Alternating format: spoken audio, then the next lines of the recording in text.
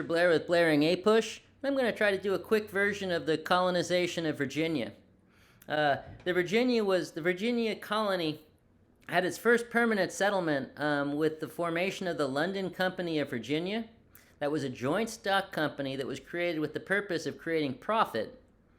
And they sent out a group of about 100 people to what would become Jamestown in 1607. And these people were essentially agents of the company trying to figure out a way to make a high level of profit.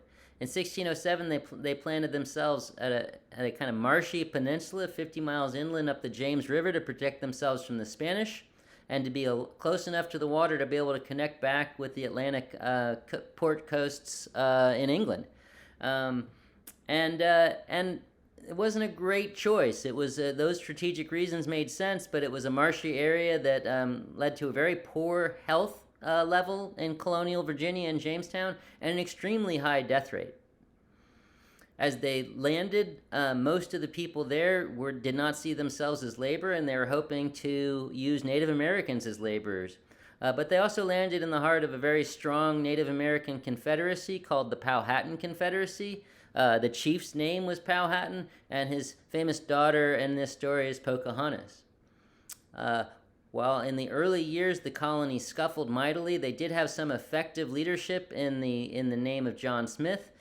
He did what he could to try to kind of bully the colonists into working when they resisted and going out in the countryside and essentially clashing with Native Americans, clashing and cajoling with Native Americans to get support for his community. While he was out there, he once got captured. He was brought back to the village of Powhatan and put through what he saw as an execution, in which Pocahontas couldn't dare to see this hunk of an Englishman get killed and begged her father for mercy. The more apt interpretation is that this was a mock execution designed, a kind of execution theater to impress upon John Smith the power that Powhatan had over the Englishmen, so they better pay tribute to this strong tribe if they wanted to remain in the area. Because the Powhatan saw opportunity in the unique products that the English had, and they saw the potential of an effective relationship. Fast forward a couple of years, John Smith is out of the picture because of an accident, and the Englishmen who are trying to gain control over the Native Americans are clashing with them, with the Lord de la Warr, who will become the namesake for the colony of Delaware later on, and this leads to clashes, which leads to capture of hostages on both sides, and the English capture Pocahontas to use her as a hostage to get the Powhatan to behave the way they want them to. Along the way, Powhatan becomes kind of an intermediary between the two communities. She ends up deciding to marry an Englishman named John Rolfe, probably a politically motivated marriage, and John Rolfe is also going to be the economic founder of the colony of Virginia. In 1612, he introduces a smuggled Spanish tobacco seed that proves to be extremely profitable. And if I haven't said this yet, what the Virginians were extremely good at doing was dying. John Rolfe would die in fighting in 1622. Pocahontas who was converted to Christianity and named Rebecca, went to London and caught an illness in London and died on the voyage back home. But the legacy of this was a community that had tobacco fever, because tobacco was fetching an extremely high price back home, and tobacco profits were creating fortunes per laborer, not per farm, but per labor. If you could control labor and produce tobacco, you were making yourself rich in these years.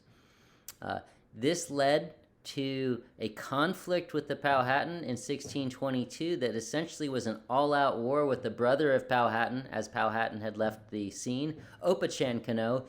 Fun to say, really wicked, difficult to spell. There's a tribute to New England when we go up there. And so this war of 1622 was the culmination of a cultural clash that was an all-out struggle, win or lose, and the Powhatan ultimately lost, and the Jamestown colony was nearly extinct. In this far in, there were over 10,000 Englishmen who had sailed to establish the colony of Virginia, and there were 1,200 people left. However, the totality of the impact of this victory over the Powhatan essentially allowed the English to keep pushing out around the Chesapeake Bay area and establishing tobacco plantations. And tobacco product went from 20,000 to 100,000 to 500,000 to 1.5 million pounds of tobacco in 15 years, from 1612 to 1629, I guess 17 years there. So this was extremely high level of profit. And then it was just like, who is going to control this profit? The 15 years of investments and disastrous results led the Virginia Company of Jamestown to fall bankrupt. Not before trying to encourage settlement with the headright system. The headright system really became the basis for what anybody who went over there wanted: the ability to own land and produce wealth with it. If you paid your own way, you get 50 acres. If you pay the way for a laborer, you get 50 acres. And this headright system was essentially a subsidy of land to help planters get established if they were able to invest wealth into the colony. And it was individual planters who ended up gaining wealth. And these individual planters tried to secure that wealth by forming the first colonial assembly, the House of Burgesses, the first colonial assembly. And this representative body became the legislative branch of Virginia. No longer being a private company, the colony of Virginia became a royal colony under the direction of the king.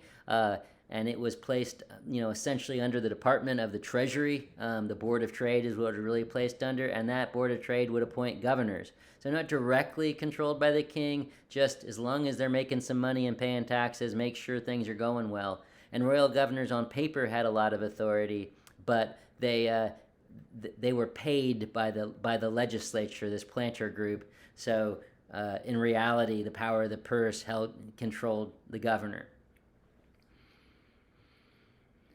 So, moving forward, the indentured servants that came over, the early indentures, 1 in 10 would outlive their contract. So you'd serve a period of time from 3 to 7 years. At the end of your contract, you'd be free and be given some freedom dues, and hopefully you could go acquire some land along which you could get a plantation.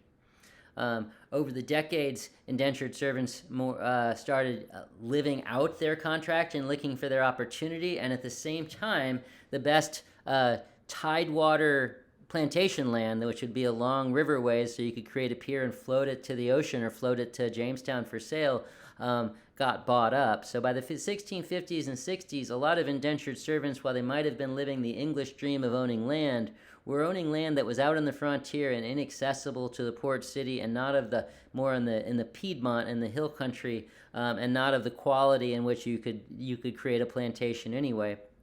And they were frustrated, and they also were the buffer zone with Native Americans. Into this fray in 1676 became a aspiring kind of planter named Nathaniel Bacon.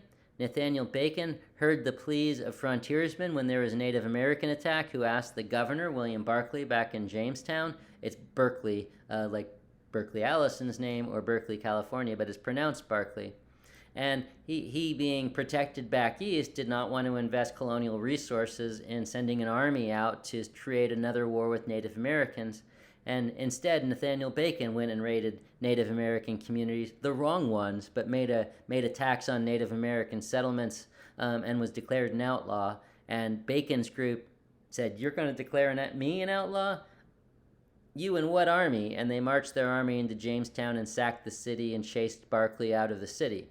And then Barclay did what Virginians are very good at. He got sick and died. In the aftermath of his death, the Bacon's rebellion ringleaders were rounded up and executed, and order was restored to the colony. And it was at this time that it was decided that frustrated freemen were causing social tensions when they outlived their indenture. It was the preferred form of labor because it was what people knew back home and then the Native Americans weren't doing. But this and the longer life expectancy and the opportunity of a burgeoning slave trade that was already well established in the West Indies led planters to shift towards slave labor in the aftermath of Bacon's Rebellion. Slavery was first established in the colonies in 1619 and part of the labor system, but there in these early years, it was not equal, but much more equal and interacting, if not intermingling or intermarriage, but interacting between whites and blacks in the fields. By this point, they're establishing West Indies style slavery codes that define chattel slavery and really created a lower class of people below Englishmen by their skin color, and then slaves had almost no rights. There was no pathway out of slavery. Their children were slaves, and if a white planter or a member of a white household fathered a child with a slave or with a black woman, their children would be considered black and would have the same status of their mother and the kind of bottom excluded part of society separated from whites. So racial intermarriage was frowned upon, and nowhere it was not part of this society. It was a frontier of exclusion, not inclusion. So there's a point of contrast with New Spain. This Atlantic slave trade, this leg, the Middle Passage, that was sending African human beings across the way. This was importing millions of people to the Americas. About 5% of all slaves that were shipped to the Western Hemisphere went to British North America. British North America was a little bit unique in that the slave population naturally grew, especially in the sugar plantations in Brazil and in the West Indies, the rigors of the harshness of the labor system and the plantation system, had a higher death rate than birth rate. So, the kind of last idea here is that, the slavery was an indirect democratic route in Virginia as well. Democracy works better when everyone is in about the same social system. The highest nobility weren't coming to the Americas because they were already set in England. The lower gentry were there, but other planters who established themselves with productive plantations found themselves the social equals of these gentry, and then there weren't many towns, and the frontiersmen were able to be landowners, but not having great opportunity. They were causing social pressures. So the kind of cutting off of a lower class, lower wealth group of people who would be locked out of opportunities left what remained of white Virginia society as relatively equal. The very poorest and the most wealthy gone, and in between kind of a middling sort in which there was a basic agreement on how to run a society.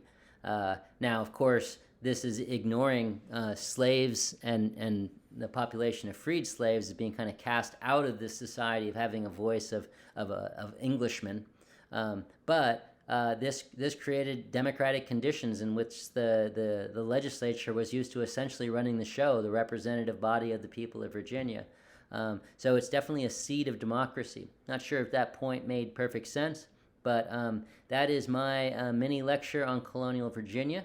And we can have some good discussions, including the discussion idea of what do the authors of the textbook mean when they say the fate of the Powhatans foreshadowed the destinies of indigenous people throughout the continent as the process of European settlement went forward, or westward in this case. All right, we'll follow that up with the discussion at the end of this. Thanks, y'all.